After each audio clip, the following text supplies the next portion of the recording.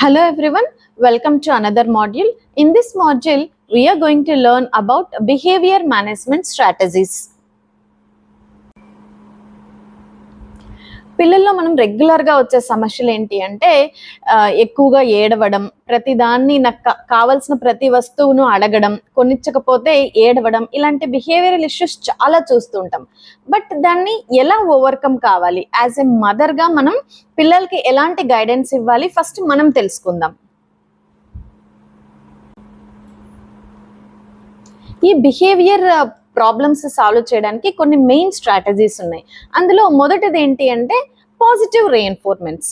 అంటే పిల్లల్ని ఏదైనా అంటే చేసిన వెంటనే వాళ్ళని పొగడడం. Use praise to encourage desired behaviours and build self esteem. అంటే వాళ్ళు ఏదైనా చేశారు, ఒక విషయాన్ని తెలుసుకున్నది ఎక్స్ప్రెస్ చేశారు, వాళ్ళని పొగడ్డం. ఎప్పుడైతే ఆ పొగడ్డం, very good, great, awesome, super ఇలాంటి పదాలు ఎప్పుడైతే వాడతామో ఆ మాడ్యులేషన్కి పిల్లల మైండ్ కామ్ డౌన్ అయ్యి వాళ్ళు వింటారు. సో మనం మొట్టమొదటిగా చేయాల్సింది ఏంటి అంటే కనుక వాళ్ళని ప్రైజ్ చేయడం. Next strategy is setting clear expectations. Okay, అంటే పిల్లలతో బయటకు వెళ్తున్నాం లేదా షాపింగ్కి వెళ్తున్నాం, మనం ఎక్కడికి వెళ్తున్నాము, ఏం తీసుకోవడానికి వెళ్తున్నాము అన్నది పిల్లలకి క్లియర్గా చెప్పాలి, చెప్పి తీసుకెళ్ళాలి. ఎప్పుడైతే ఆ క్లియర్ అవుట్లైన్ రూల్స్ ఉంటాయో పిల్లలకి అర్థం చేసుకొని ఓకే ఇక్కడి వరకే ఉండాలి, అంతకు మించి వెళ్ళకూడదు అన్నది వాళ్ళు అర్థం చేసుకొని దానికి తగ్గట్టుగానే వాళ్ళ బిహేవియర్ చిన్నప్పటి నుంచి తయారవుతుంది.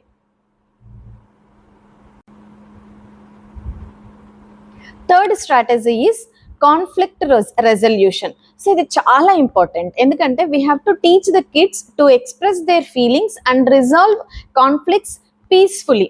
అంటే ఒకసారి బయటకు తీసుకెళ్లారు, మీరు చెప్పిన ఎక్స్పెక్టేషన్స్ ఏవైతే ఉన్నాయో అవి అంటే కొద్ది వరకు చేశారు, కొద్ది వరకు చేయలేదు, అక్కడ ఒక ప్రాబ్లం వచ్చింది. నెక్స్ట్ టైం వాళ్ళని బయటకు తీసుకెళ్లేటప్పుడు ఓకే వాళ్ళ ఫీలింగ్స్ అప్పుడు ఎందుకు అలా చేయలేకపోయారో మీరు అడిగి తెలుసుకున్నట్లయితే దాన్ని అక్కడికక్కడ క్లియర్ చేసి నెక్స్ట్ టైం వెళ్ళినప్పుడు ఆ ప్రాబ్లం రాకోకుండా అక్కడికి రిజల్యూషన్ ఇవ్వగలగాలి పిల్లలకి. సో ఈ 3 స్ట్రాటజీస్ మనం ఫాలో అయితే పిల్లల్లో ఒక బిహేవియర్ అనేది ప్రాపర్గా ఉంటుంది. బిహేవియర్ మేనేజ్మెంట్ ఎప్పుడైతే మనకు అర్థమై పిల్లలకి ఆ కాన్ఫ్లిక్ట్ క్లియర్ చేయగలిగితే 85% ఆఫ్ ద చిల్డ్రన్ బిహేవియర్ చాలా ఇంప్రూవ్మెంట్ ఉంది.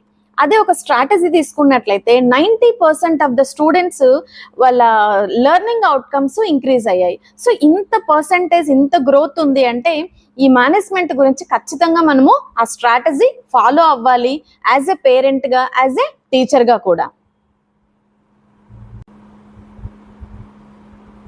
వన్స్ ఒక్కసారి మనం ఆ స్ట్రాటజీస్ ఫాలో అయిన తర్వాత పిల్లల బిహేవియర్ ఎలా ఉంటుందో ఒక టైం లైన్ చెక్ చేసుకుందాం.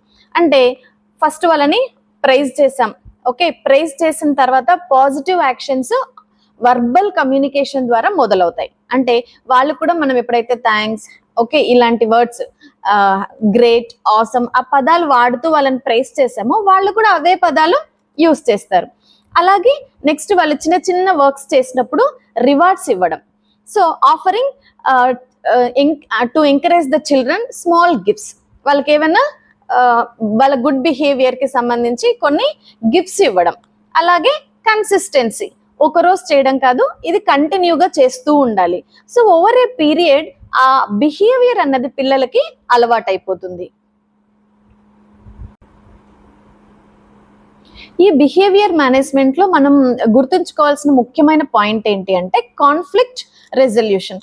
అంటే పిల్లలకి ఎక్కడైతే కాన్ఫ్లిక్ట్ ఉంటుందో దాన్ని మనం ఐడెంటిఫై చేయాలి. ఐడెంటిఫై చేసిన తర్వాత దాన్ని కమ్యూనికేట్ చేయాలి.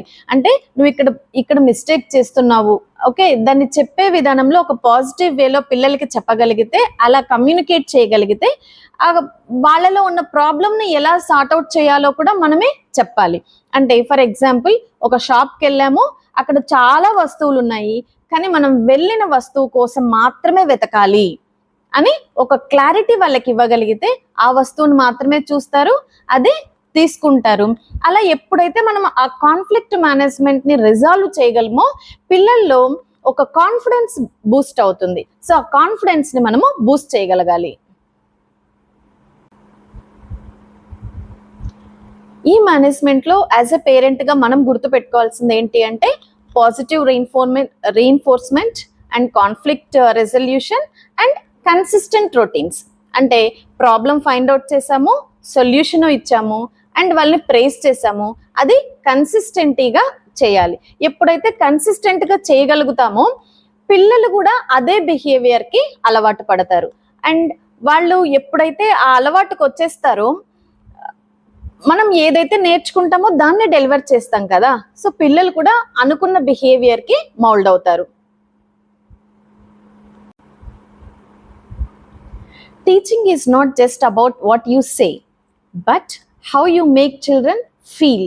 అంటే మనం ఎలా చెప్తున్నాము అన్నది, ఏం మాట్లాడుతున్నాము అన్నది ఇంపార్టెంట్ కాదు, పిల్లలు ఎలా ఫీల్ అవుతున్నారు అన్నది చాలా ఇంపార్టెంట్.